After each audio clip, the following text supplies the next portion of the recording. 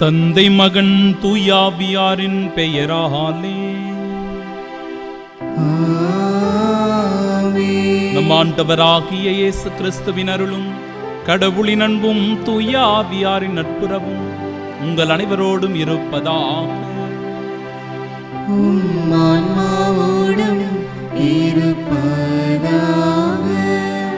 ஆண்டவரே என் ஒளி, அவரே என் மீட்பு, யாருக்கு நான் அஞ்ச வேண்டும்? ஆண்டவரே என் உயிருக்கு அடைக்கலம், யார் முன் நான் அஞ்சு நடுங்க வேண்டும்? என் பகைவர்கள் என்னை தாக்கும்போது அவர்களே இடறி விழுந்தார்கள். அன்பு சகோதர சகோதரிகளே, தூய மறை நிகழ்வுகளை கொண்டாட நாம் தகுதி பெறும் பொருட்டு நம் பாவங்களை ஏற்றுக்கொள்வோம்.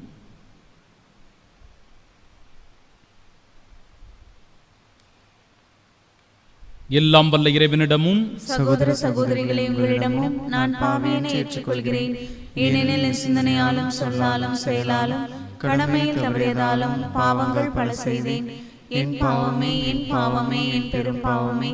ஆகையால் எப்போதும் புண்ணியான புனித மரியாதையும் வானதூதர் புனிதர் அனைவரையும் சகோதர சகோதரிகள் உங்களையும் நம் இறைவனாகிய ஆண்டவரிடம் எனக்காக வேண்டிக் கொள்ள மன்றாடுகிறேன். எல்லாம் வல்ல இறைவன் நம் மீது இரக்கம் வைத்து நம் பாவங்களை மன்னித்து நமக்கு நிலை வாழ்வை அருள்வாராக. ஆமென்.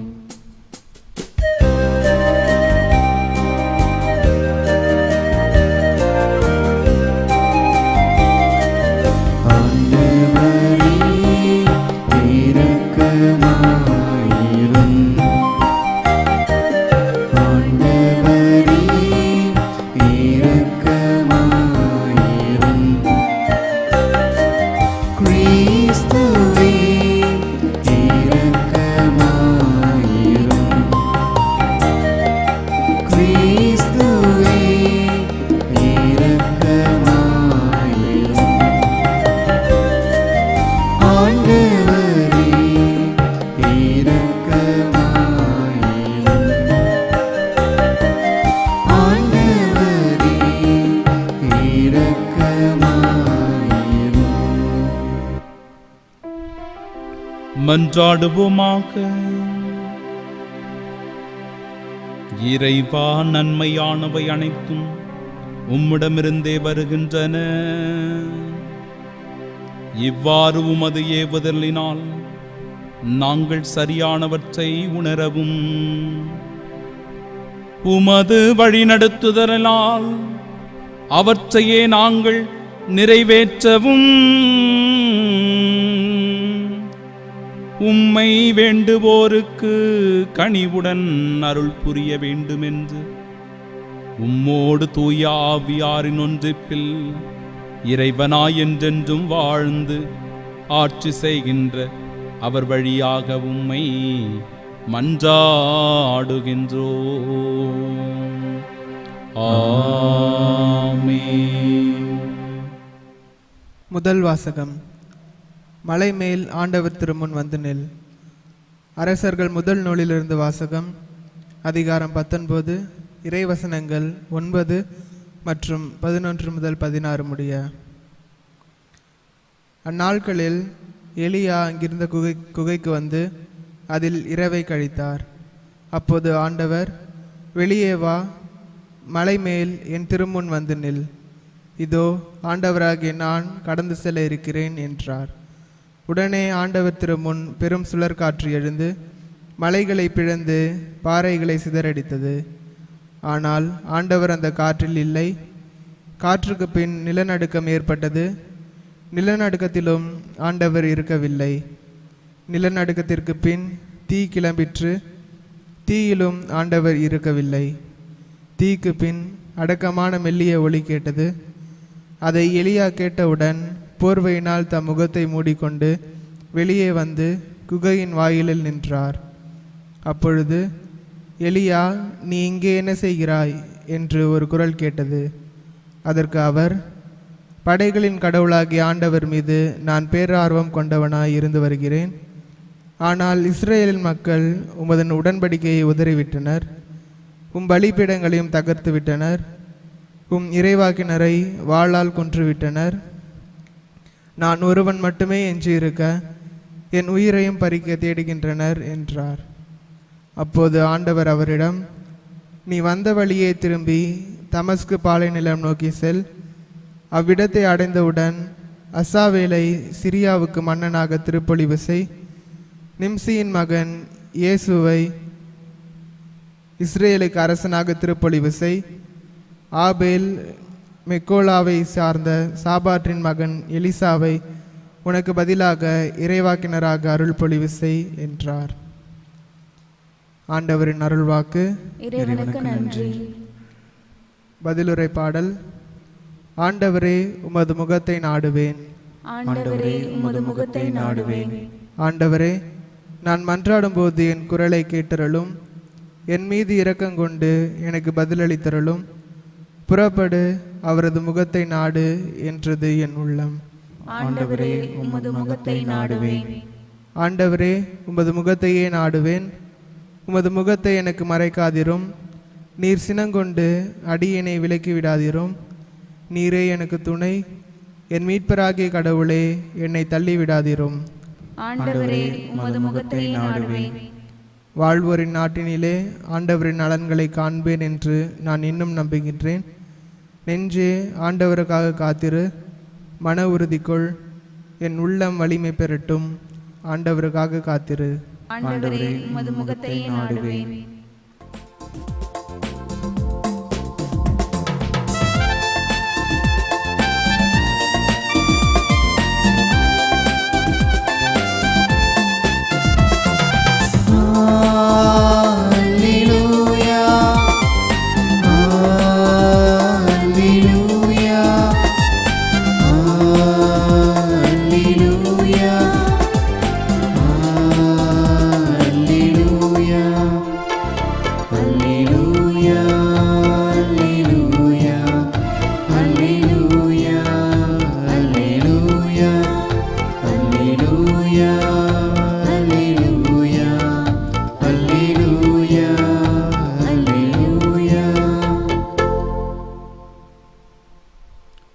வாழ்வின் வார்த்தையை பற்றிக் கொள்ளுங்கள்.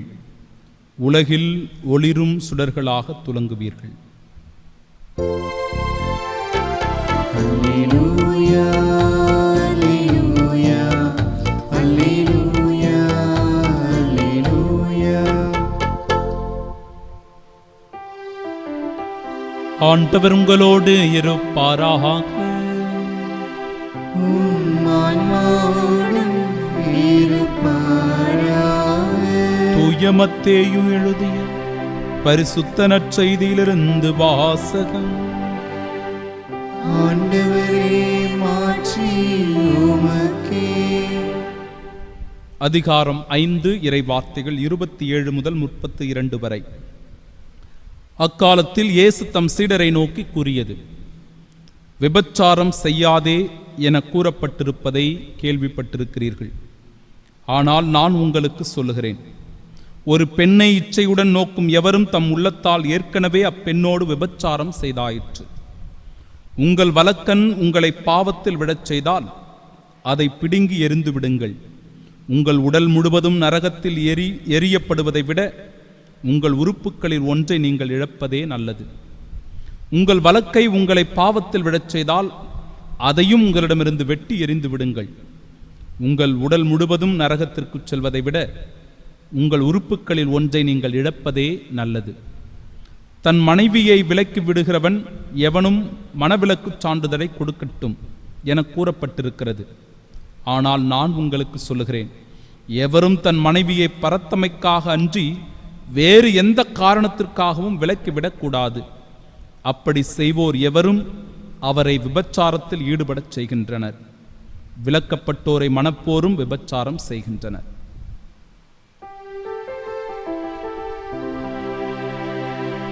ஆண்டவரின் அருள்வாக்கு. கிறிஸ்துவே, உமக்கு புகழ். இறையேசுவில் அன்பார்ந்த சகோதர சகோதரிகளே, இன்றைய இறைவார்த்தையானது 3 மிக முக்கிய கருத்துக்களை வலியுறுத்துகிறது. ஒன்று, உடலினுடைய புனிதத்துவத்தை அது உணர்த்துகிறது. இரண்டாவது, திருமண வாழ்வினுடைய மகத்துவத்தை எடுத்துரைக்கிறது. மூன்றாவது, பாவ வாழ்வுக்குரிய சாதனங்களை நாம் தவிர்க்க வேண்டும் என்பதை அது நமக்கு நினைவூட்டுகிறது. இவற்றை பற்றிய சிறு விளக்கத்தை இந்த மறையுரையின் வழியாக நாம் உணர்ந்து கொள்வோம். விபச்சாரம் செய்யாதே, ஒரு பெண்ணை இச்சையுடன் நோக்கும் எவரும் தம் உள்ளத்தால் ஏற்கனவே அப்பெண்ணோடு விபச்சாரம் செய்தாயிற்று என்று குறிப்பிடுகிற வேளையில், அன்பிற்குரியவர்களே, இது எந்த அளவிற்கு மிகவும் நிதர்சனமான உண்மையாக இருக்கிறது என்பதை இன்றைக்கு உலகில் இருக்கின்ற சூழல்களை வைத்து பார்க்கும்போது, நடக்கின்ற கொடுமையான நிகழ்வுகளை எல்லாம் வைத்து பார்க்கும்போது நம்மால் உணர்ந்து கொள்ள முடியும். சிறு சிறு குழந்தைகள் எல்லாம், பெண் குழந்தைகள் எல்லாம் பாலியல் வதை செய்யப்பட்டு துன்புறுத்தப்பட்டு கொண்டிருக்கிறார்கள். மிகுந்த அவமானத்திற்கு உள்ளாகி கொண்டிருக்கிறார்கள். இந்த உலகம் எங்கே போய்க் கொண்டிருக்கிறது என்று கேட்கக்கூடிய அளவிற்கு இது கொடுமையாக மாறிக்கொண்டிருக்கிறது. பல இளைஞர்கள், பல சிறு சிறு மாணவர்கள் தவறான வழியில் அவர்கள் செல்லுவதை, தவறான பாதையில் செல்லுவதை நாம் அனுதினமும் செய்தித்தாள்களில் கண்கூடாக நாம் கண்டு கொண்டிருக்கிறோம்.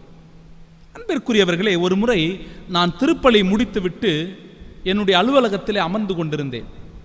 அப்பொழுது திருப்பலி முடித்துவிட்டு மக்கள் எல்லோரும் வீட்டுக்கு சென்று கொண்டிருக்கிற வேளையில் 2 பெண்மணி வெளியிலே நின்று கொண்டு சண்டை போட்டுக் கொண்டிருக்கிறார்கள். அவர்களுக்கு மிகுந்த வாக்குவாதம் முற்றிக் கொண்டிருக்கிறது. என்ன வாக்குவாதம் என்று கவனிக்கிற போது அது என்னுடைய கவனத்திற்கு கொண்டு வரப்பட்டது. என்னவென்று பார்க்கும்போது, ஒரு பெண் பெற்றெடுத்த பெற்றோருக்கும் ஒரு ஆணை பெற்றெடுத்த ஒரு பெற்றோருக்கும் இடையே நடக்கின்ற அது ஒரு சண்டையாக அமைந்திருக்கிறது. என்ன சண்டை என்று பார்க்கும்போது, அன்பிற்குரியவர்களே, இந்த பெண் உடுத்தி கொண்டு வருகிற உடையானது சரியில்லை, இவள் சரியாக உடை உடுத்துவதில்லை, ஜீன்ஸ் போட்டு வருது, டிஷர்ட் போட்டு வருது, அல்லது முக்காடு போடாம கோயிலில் உட்காந்துட்டு இருக்குது. இதுதான் இன்னொரு பெண்ணினுடைய குறைபாடாக இருக்கிறது. இதை எடுத்து சொல்லி கொண்டிருக்கிறார்கள். அதற்கு இன்னொரு பெண்மணி என்ன சொல்றாங்க, என் பொண்ணு எப்படி வேண்டுமானாலும் வருவா, அதை கேட்கறதுக்கு நீ யாரு? எனக்கு சுதந்திரம் இருக்கிறது, நான் எப்படி வேண்டுமானாலும் ஆடையை போட்டுக்கொண்டு ஆலயத்திற்கு வருவேன், அதை கேட்பதற்கு நீ யார் என்பதுதான் இந்த வாக்குவாதம். இந்த பஞ்சாயத்து என்கிட்ட வருது. கொஞ்சம் யோசித்து பாருங்கள், எப்படி சொன்னாலும் நாம் மாட்டிக்கொள்வோம். உண்மைதானே? கொஞ்சம் இந்த பக்கமாக பேசினால், ஆமாம்மா உங்கள் பிள்ளை இப்படி ட்ரெஸ் போட்டு வருது, இப்படிலாம் போடக்கூடாது, தப்பு அப்படின்னா, ஃபாதர் எங்களுடைய சுதந்திரத்தில் நீங்கள் ஏன் தலையிடுறீங்க? நீங்கள் ஏன் அதை கண் கொண்டு பார்க்கிறீர்கள்? நீங்கள் தவறாக பார்ப்பதனால்தான் அது உங்களுடைய கண்களுக்கு தவறாக தெரிகிறது என்று நம் பக்கமாகவே திருப்பி விட்டு விடுவார்கள். இன்னொரு பக்கமாக பேசினாலும் கூட, நீங்கள் ஏன் அதெல்லாம் கண்டு கொள்ளுகிறீர்கள், அதை பற்றிலாம் கண்டுக்காம நீங்கள் உண்டு உங்கள் வேலை உண்டு அப்படின்னு சொல்லிட்டு இருங்க என்று சொன்னாலும் மற்றொரு செயலை நாம் ஊக்கப்படுத்துவது போன்று இருக்கிறது. அன்பிற்குரியவர்களை, கவனமாக சிந்தித்து செயல்பட வேண்டும். ஆடை நாகரிகம் என்று ஒன்று உண்டு. எந்த இடத்தில் எதை அணிவது என்பது நாம் தெரிந்திருக்க வேண்டும். பெற்றோர்கள் தங்களுடைய பிள்ளைகளுக்கு அதை எடுத்துச் சொல்ல வேண்டும். ஒரு ஆலயம் என்பது ஒரு புனிதமான ஒரு இடம். இந்த இடத்திலே நாம் எப்படி நடந்து கொள்ள வேண்டும்? ஆடை சுதந்திரம் இருக்கிறது, மறுப்பதற்கில்லை. நீங்கள் எதை வேண்டுமானாலும் அணிவதற்கு உங்களுக்கு உரிமை இருக்கிறது, அதை நாம் மறுப்பதற்கில்லை. இருப்பினும் கூட இடம் பொருள் ஏவல் அறிந்து நாம் செயல்பட வேண்டும் என்பதுதான் நம்முடைய வாதமாக இருக்கிறது. என் அன்பிற்குரியவர்களே, இதை நாம் கவனத்தில் கொள்ள வேண்டும், கவனத்தில் கொள்ள வேண்டும். காரணம், இதை பற்றிய ஒரு விவாதம் பவுலடியார் காலத்திலே வந்திருக்கிறது. பெண்கள் முக்காடு அவசியம் போட வேண்டுமா, முக்காடு போட்டுக்கொண்டு அவர்கள் ஆலயத்திற்கு வர வேண்டுமா, அமர வேண்டுமா என்கிற கேள்வியானது கேட்கப்படுகிறது. இதை 2 விதங்களில் நாம் புரிந்து கொள்ளலாம். ஏன் முக்காடு போட வேண்டும், போட்டு வர வேண்டும் என்பது இங்கு கட்டாயம் இல்லை, கட்டாயம் இல்லை. அதை யாரும் வற்புறுத்தவும் இல்லை. அதே நிலையில் அவற்றினுடைய முக்கியத்துவத்தை நாம் உணர்ந்து கொள்ள வேண்டும், புரிந்து கொள்ள வேண்டும். அப்படி நாம் போடும்போது, அன்பிற்குரியவர்களே, இறைவனோடு ஒரு பெண்ணானவள் ஒருமித்து இருக்கிறாள். அவருக்கு வேறு திசைகளில் பார்வைகள் செல்வது இல்லை. இறைவனும் அவளும் ஒருமித்து இருக்கிறார்கள் என்பதை வெளிப்படுத்துவதாக அந்த முக்காடு அமைந்திருக்கிறது. 1. 2, தேவையில்லாமல் இன்னொரு ஆணு இச்சைக்கு தூண்டுவதாக அது அமைந்திருப்பதனால் அதை நாம் ஊக்கப்படுத்துவது இல்லை. அதை தவிர்க்கும் பொருட்டு தான் இந்த முக்காடு அணிய வேண்டும் என்கிற வழக்கமானது இருந்து கொண்டிருக்கிறதே தவிர இது அடிமையினுடைய அடையாளமோ அல்லது ஒரு சுதந்திரத்திற்கு ஏற்படுகின்ற பங்கமாகவோ இதை நாம் கருதி கொள்ளக்கூடாது என்பதை இந்த இடத்திலே நாம் புரிந்து கொள்ள வேண்டும். உங்கள் வலக்கண் உங்களை பாவத்தில் விழச் செய்தால் அதை பிடுங்கி எறிந்து விடுங்கள், உங்கள் இடக்கண் உங்களை பாவத்தில் விழச் செய்தால் அதை பிடிந்து எறிந்து விடுங்கள் என்று சொல்லும் போது பாவ வாழ்வுக்குரிய காரியங்களிலிருந்து நாம் விலகி வாழ வேண்டும், விலகி நிற்க வேண்டும் என்பதை அது எடுத்து கூறுகிறது. என் அன்பிற்குரியவர்களே, சரியான புரிதல்கள் இன்றைக்கு இல்லை, சந்தேக புத்தி இன்றைக்கு அதிகமாக இருக்கிறது. குறிப்பாக சொல்ல போனால் என் அன்பிற்குரியவர்களே, தாம்பத்திய உறவினால் தான் இன்றைக்கு அதிகமான பிரச்சனைகளே உருவாகிறதாம். ஒரு குடும்பத்தில் 60% பிரச்சனை எதிலிருந்து உருவாகிறது என்றால் இது தாம்பத்திய உறவிலிருந்து உருவாகிறது என்று சொல்லுகிறார்கள். காரணம் சரியான புரிதல்கள் இல்லை, சந்தேகங்கள் அதிகம். ஒரு மனித உடலை புனிதமாக பயன்படுத்துவது இல்லை, தூய்மையாக அவர்கள் கருதுவதில்லை.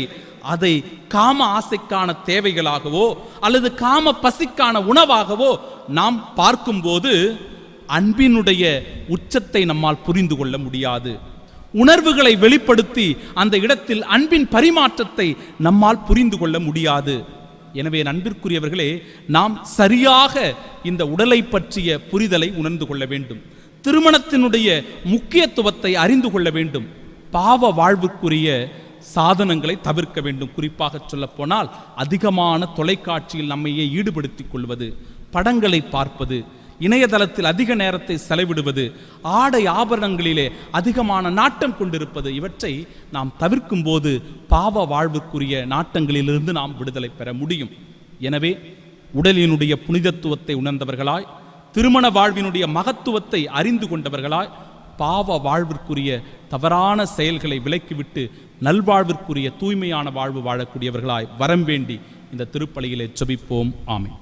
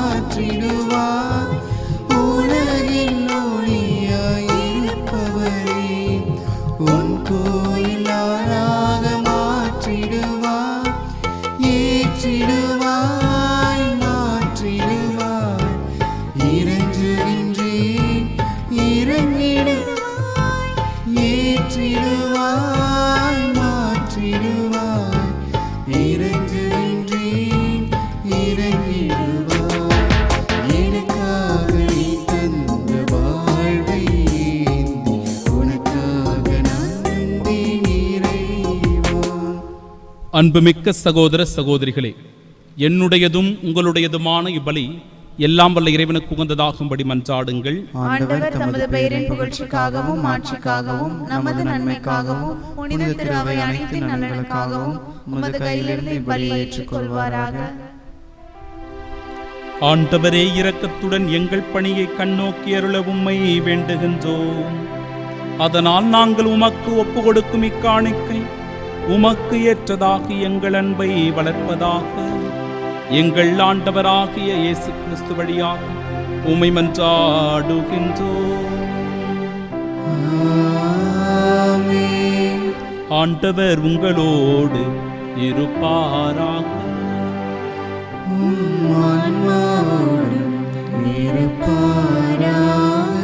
இதயங்களை மேலே எழுப்புங்கள்.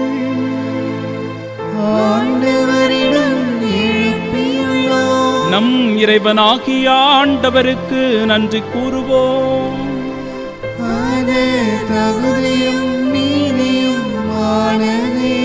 ஆண்டவரே, தூயவரான தந்தையே, என்றும் உள்ள எல்லாம் வல்ல இறைவா, என்னாலும் இவ்விடத்திலும் நாங்கள் உமக்கு நன்றி செலுத்துவது மெய்யாகவே தகுதியும் நீதியுமாகும். எங்கள் கடமையும் மீட்புக்குரிய செயலுமாகும். உம்முடைய அன்பு திருமகன் வழியாக நீர் மனித இனங்களை படைத்தது போல மிகுந்த கனிவிரக்கத்தால் அவற்றை புதுப்பிக்கவும் திருவிழமானீர். ஆகவே படைப்புகள் அனைத்தும் உமக்கு பணிபுரிகின்றன. மீட்படைந்தோர் அனைவரும் உம்மை ஏற்றவாறு புகழ்கின்றனர். உம்முடைய புனிதர்களும் ஒரே இதயத்தோராய் உம்மை போற்றுகின்றனர். எனவே வானகத் தூதர் அனைவரோடும் சேர்ந்து நாங்கள் உம்மை கொண்டாடி மகிழ்வுடன் எப்பொழுதும் அறிக்கையிட்டு சொல்லுவதாவது: தூயவர் தூயவர் தூயவர், வான்படைகளின் கடவுளாம் ஆண்டவர், விண்ணகமும் மண்ணகமும் உமது மாட்சியால் நிறைந்துள்ளன. உன்னதங்களிலே ஓசன்னா. ஆண்டவர் பெயரால் வருகிறவர் ஆசி பெற்றவர். உன்னதங்களிலே ஓசன்னா. ஆண்டவரே, நீர் மெய்யாகவே தூயவர், தூய்மை அனைத்திற்கும் ஊற்று. ஆகவே உம்முடைய ஆவியை பொழிந்து இக்காணிக்கைகளை தூய்மைப்படுத்த உம்மை வேண்டுகிறோம். இவ்வாறு எங்கள் ஆண்டவர் இயேசு கிறிஸ்துவின் உடலும் இரத்தமுமாக எங்களுக்கு இவை மாறுவனவாக. அவர் பாடுபட உளம் கனிந்து தம்மை கையளித்த போது அப்பத்தை எடுத்து நன்றி செலுத்தி அதை பிட்டு தம் சீடர்களுக்கு அளித்து கூறியதாவது: அனைவரும் இதிலிருந்து பெற்று உண்ணுங்கள், ஏனெனில் இது உங்களுக்காக கையளிக்கப்படும் என் உடல்.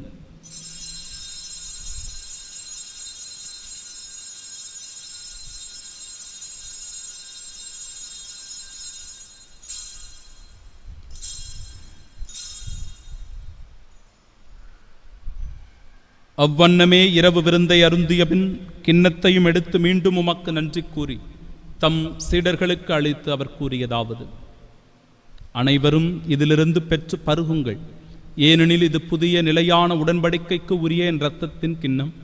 இது பாவ மன்னிப்பிற்கென்று உங்களுக்காகவும் பலருக்காகவும் சிந்தப்படும். இதை என் நினைவாக செய்யுங்கள்.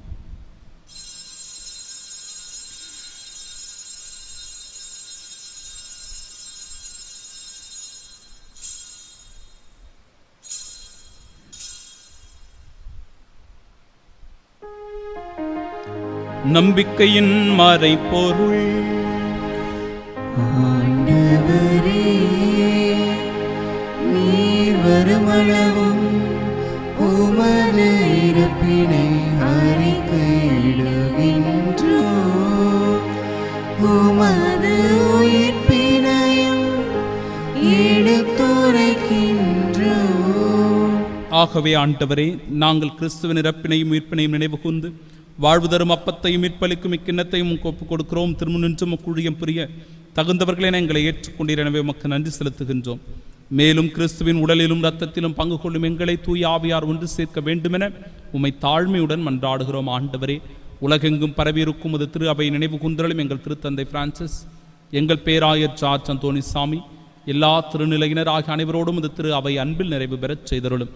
தந்தையே, உயிர்த்தெழும் எதிர்நோக்குடன் துயில் கொள்ளும் எங்கள் சகோதர சகோதரிகளையும் இறந்தோர் அனைவரையும் இரக்கத்துடன் நினைவு கூர்ந்தும் அது திருமுக ஒளியின் நெற்றலும் எங்கள் அனைவர் மீதும் இரக்கமாயிரும். கடவுளின் கன்னித்தாயான தூய மரியா, அவருடைய அன்பு கணவரான புனித யோசேப்பு, புனித திருத்தூதர்கள், இவ்வுலகிலும் ஒக்குவந்தவர்களாய் இருந்தோர் ஆகிய புனிதர் அனைவருடனும் நாங்கள் நிலை வாழ்வில் பங்கு கொள்ளும் தகுதி பெற்று உம் திருமகன் இயேசு கிறிஸ்து வழியாக உம்மை புகழ்ந்தேத்து மரமருள உம்மை மன்றாடுகின்றோம். இவர் வழியாக இவரோடு இவரில் எல்லாம் வல்ல இறைவனாகிய தந்தையே, தூயாவியாரின் ஒன்றிப்பில் எல்லா புகழும் மாற்றியும் என்றென்றும் உமக்கே உரியதே. ஆமென், ஆமென், ஆமென். மீட்பரின் கட்டளையால் கற்பிக்கப்பட்டு இறை படிப்பினையால் பயிற்சி பெற்ற நாம் துணிவோடு இணைந்து செபிப்போமாக. விண்ணுலகில் இருக்கிற எங்கள் தந்தையே, உமது பெயர் தூயதென போற்றப் பெறுக. உமது ஆட்சி வருக. உமது திருவுளம் விண்ணுலகில் நிறைவேறுவது போல மண்ணுலகிலும் நிறைவேறுக. எங்கள் அன்றாட உணவை இன்று எங்களுக்கு தாரும். எங்களுக்கு எதிராக குற்றம் செய்வோரை நாங்கள் மன்னிப்பது போல எங்கள் குற்றங்களை மன்னியும். எங்களை சோதனைக்கு உட்படுத்தாதையும் தீமையிலிருந்து எங்களை விடுவித்தருளும். ஆண்டவரே, தீமை அனைத்திலுமிருந்தும் எங்களை விடுவித்து எங்கள் வாழ்நாளில் அமைதியை கனிவுடன் அருளும் மன்றாடுகிறோம். முதரக்கத்தின் உதவியால் நாங்கள் பாவத்திலிருந்து எப்பொழுதும் விடுதலை பெற்று யாதொரு கலக்கமுமின்றி நலமோடு வாழ்வோமாக. நாங்கள் எதிர்நோக்கியிருக்கும் பேரின்பத்திற்காகவும் எம் மீட்பராகிய இயேசு கிறிஸ்துவின் வருகைக்காகவும் காத்திருக்கின்றோம். ஏனெனில் ஆட்சியும் வல்லமையும் மாட்சியும் என்றென்றும் உமதே. ஆண்டவரே இயேசு கிறிஸ்துவே, அமைதியை உங்களுக்கு விட்டுச் சொல்கிறேன், என் அமைதியையே உங்களுக்கு அளிக்கிறேன் என்றும் திருத்தூதர்களுக்கு மொழிந்தீரே. எங்கள் பாவங்களை பாராமல் முத திரு அவையின் நம்பிக்கையை கண்ணோக்கி முத திருவுளத்திற்கேற்ப அதற்கு அமைதியும் ஒற்றுமையும் அளித்தல்வீராக. என்றென்றும் வாழ்ந்து ஆட்சி செய்கின்றவர் நீரே. ஆமென். ஆண்டவருடைய அமைதி உங்கள் அனைவரோடும் என்றும் இருப்பதாக.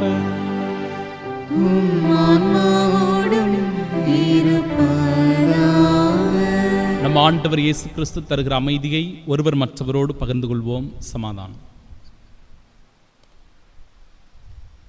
உலகின் பாவங்களை போக்கும் இறைவனின் செம்மறியே, எங்கள் மேல் இரக்கமாயிரும்.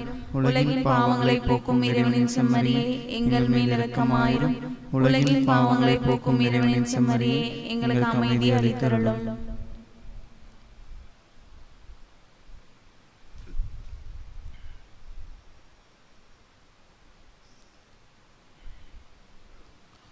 இதோ இறைவனின் செம்மறி, இதோ உலகின் பாவங்களை போக்குபவர்.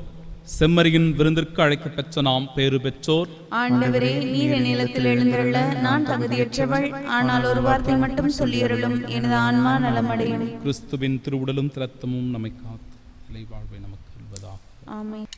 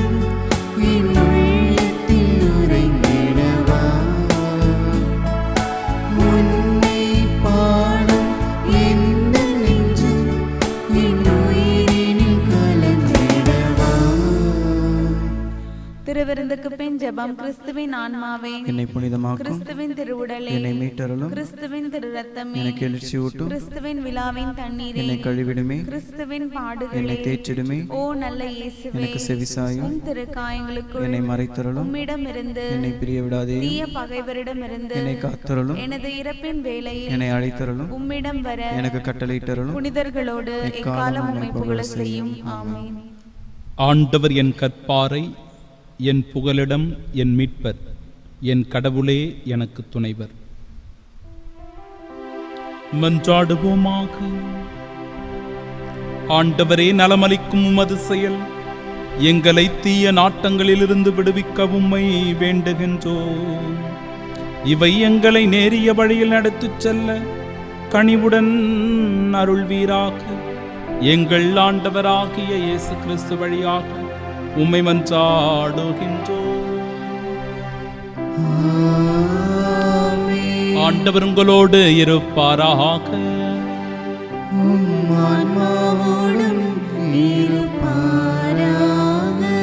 எல்லாம் வல்ல இறைவன் தந்தை, மகன், தூயாவியார் நம் அனைவரையும் ஆசீர்வதிப்பாராக. திருமண வாழ்வின் உன்னதத்தை அறிந்து கொண்டவர்களாய் சென்று வாழுவோம். வாழ்வின் பலி தொடரட்டும். இறைவனுக்கு நன்றி.